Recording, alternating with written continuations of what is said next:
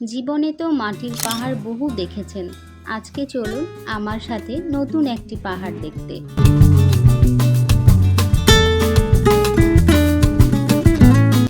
Hello viewers, আসসালামু আলাইকুম। আপনারা সবাই কেমন আছেন? চলে আসলাম নতুন আরও একটি ভিডিও নিয়ে। জানেন কি, এই বিশাল পাহাড়টি কিন্তু মাটির নয়। তাহলে এটি কি? আজকের ভিডিওতে আপনাদের সাথে এটিই শেয়ার করব। প্রথমেই আমরা টিকিট কেটে নিয়ে ট্রেনে উঠে গেলাম। এখন আমরা চলে যাব মাটির শত শত ফুট নিচে, যেখানে আছে মাটি নয় বরঞ্চ লবণের পাহাড়। হ্যাঁ আপুরা, সত্যি শুনছেন, এটি একটি লবণের পাহাড়। আর এই পাহাড়টির খোঁজ কোনো মানুষ দেয়নি, দিয়েছিল কারা জানেন? ক্ষুধার্ত কিছু ঘোড়া। অবশেষে আমরা ভেতরে চলে আসলাম। এখন যে জায়গাটি দেখছেন এটি হলো ওয়েলকাম ডেস্ক। আর সবচেয়ে মজার বিষয় হলো এইটা হচ্ছে সল্ট লাইব্রেরি। যতগুলো ইট আপনারা দেখতে পাচ্ছেন, যা যা দেখতে পাচ্ছেন, এগুলো কিছুই কিন্তু মাটির বা পাথরের নয়। এখন যে পুকুরটা দেখতে পাচ্ছেন এটা আসলে পুকুর নয়, উপর থেকে লবণ গলে পড়তে পড়তে এইটা একটা পুকুরের মতো হয়ে গিয়েছে। আপনারা দেখতে পাচ্ছেন এইখানে কিন্তু লবণ 1-2 কালারের না, 3 কালারের আছে। সাদা, হালকা গোলাপি আর একেবারে টকটকে লাল। হালকা গোলাপি রংটা কিন্তু হিমালয়ান পিঙ্ক সল্ট হিসেবে পুরো পৃথিবীতে বিখ্যাত। প্রকৃতির রঙের খেলা বড়ই অদ্ভুত, তাই না? এই বিশাল খনিটি কিভাবে খুঁজে পাওয়া গেল জানেন? এর পিছনে রয়েছে 2300 বছর আগের অদ্ভুত একটি ঘটনা। গ্রিক সম্রাট আলেকজান্ডার যখন এইখানে যুদ্ধ করতে আসে, তখনকার তাদের ঘোড়াগুলো এখানের পাহাড়ের পাথরগুলো চাটতে শুরু করে। সৈন্যরা অবাক হয়ে যখন এইটা পরীক্ষা করে, তখন তারা আবিষ্কার করে এই লবণের খনির। এখানে আমি যেখানে দাঁড়িয়ে আছি, নিচে উপরে ডানে বামে সব দিকে লবণ আর লবণ। আর জায়গাটাও প্রায় 10-12 কিলোমিটার জুড়ে অবস্থিত। এখন যে সাদা লবণটা দেখা যাচ্ছে, এইটা সাধারণত আমরা সাধারণ লবণ হিসেবে খেয়ে থাকি। পিঙ্ক সল্ট তো আমরা সবাই জানি।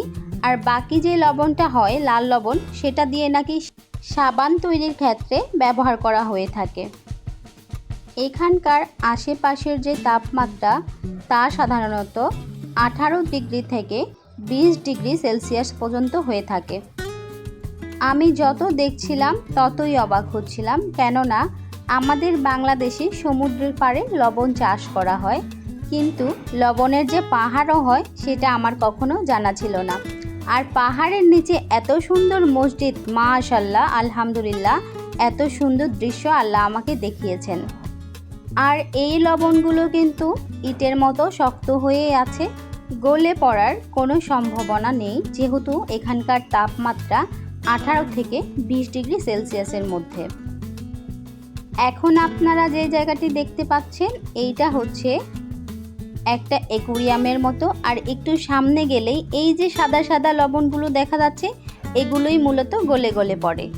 ভাবুন তো, আপনারা সত্যিই কি কখনো ভেবেছিলেন যে লবণের তৈরি মসজিদ হয়, লবণের তৈরি ল্যাম্প হয়, সিঁড়ি হয়? এখন আমি হাত দিয়ে যে স্পর্শ করছি, আমার হাতে কিন্তু একটুও লবণ লেগে নেই, একেবারে শুকনো ইটের মতো, যা দেখতে আমার খুবই ভালো লাগছিল। আর নিঃশ্বাসে নিঃশ্বাসে মনে হচ্ছিল যে ভেতরে লবণ প্রবেশ করছে। দেখুন তো জায়গাটা কতটা সুন্দর।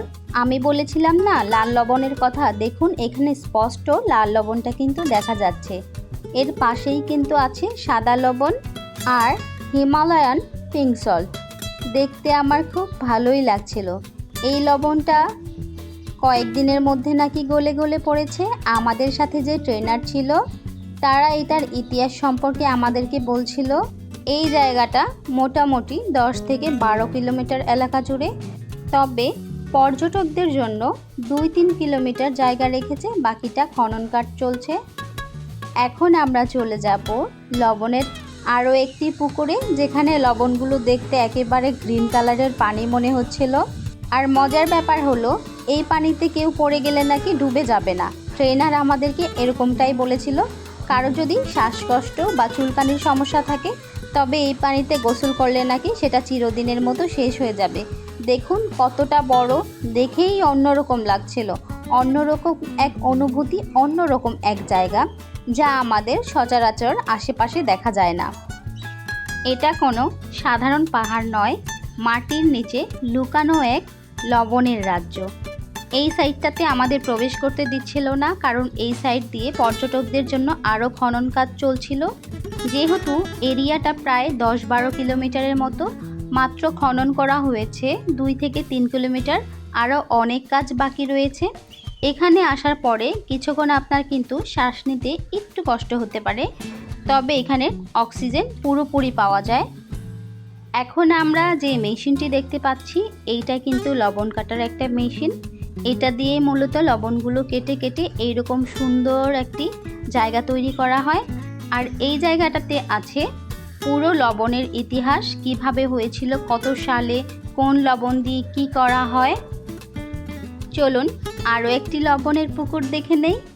এইটা কিন্তু পুকুর না, তবে আমি বারবার পুকুরে বলছি কারণ পুকুরের মতোই দেখা যায়। এই লবণের খনির ভেতরে আরও একটি জায়গা আছে, সেটা হচ্ছে হসপিটাল।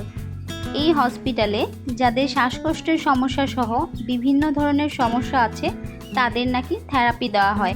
7 দিন একটানা থেরাপি নিলে নাকি তারা পুরোপুরিভাবে সুস্থ হয়ে যায়। এখন আমি দাঁড়িয়ে আছি লবণের ঝর্ণার কাছে। এইটা কিন্তু ঝর্ণার একটা জায়গা, এইখান দিয়ে লবণ গড়িয়ে এসে এইখানে জমা হয়, তবে দুর্ভাগ্যবশত আমরা সেটা দেখতে পারিনি। ট্রেনার আমাদেরকে 1 piece Himalayan pink salt gift করেছে, যা ধরতে এবং দেখতে খুবই ভালো লাগছিল। এখন আমরা চলে যাব লবণের আরও একটি গুহার মধ্যে। এখানের উচ্চতা কিন্তু খুব একটা বেশি ছিল না, অল্প একটু ঢোকার পরেই আমাদের মাথার সাথে কিন্তু লবণ লেগে যাচ্ছিল। তবে 2 সাইডে যেই হ্যান্ডেলগুলো দেখছেন এগুলো কিন্তু লবণের না, এগুলো কাঠের। আর একটু সামনে এগোতেই দেখি আরও সুন্দর বড় বিশাল একটি জায়গা।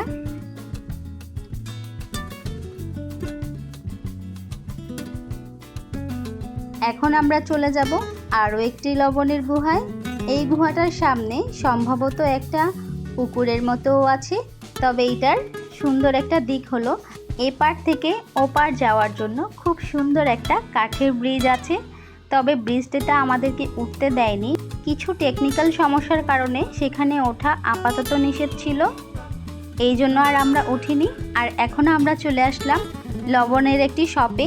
এই শপে কি পাওয়া যায় না সেটা বলেন, সব ধরনের সব কিছু পাওয়া যাচ্ছিল, ল্যাম্পপোস্ট থেকে শুরু করে A to Z। এখন যে পাহাড়টি দেখছেন এতক্ষণ কিন্তু আমরা এই পাহাড়টির নিচেই ছিলাম। আর এখন যে পানিগুলো আসছে এগুলোও কিন্তু লবণের পানি। শুরুতে আপনাদের থেকে একটি লাইক চেয়ে নিতে ভুলে গিয়েছি। আমার ভিডিওটি ভালো লাগলে অবশ্যই লাইক, কমেন্ট এবং চ্যানেলটিকে সাবস্ক্রাইব করে দিবেন। এতক্ষণ আমার পাশে থেকে ভিডিওটি ধৈর্য ধরে দেখার জন্য অসংখ্য ধন্যবাদ। সবাই ভালো থাকবেন, সুস্থ থাকবেন। আল্লাহ হাফেজ।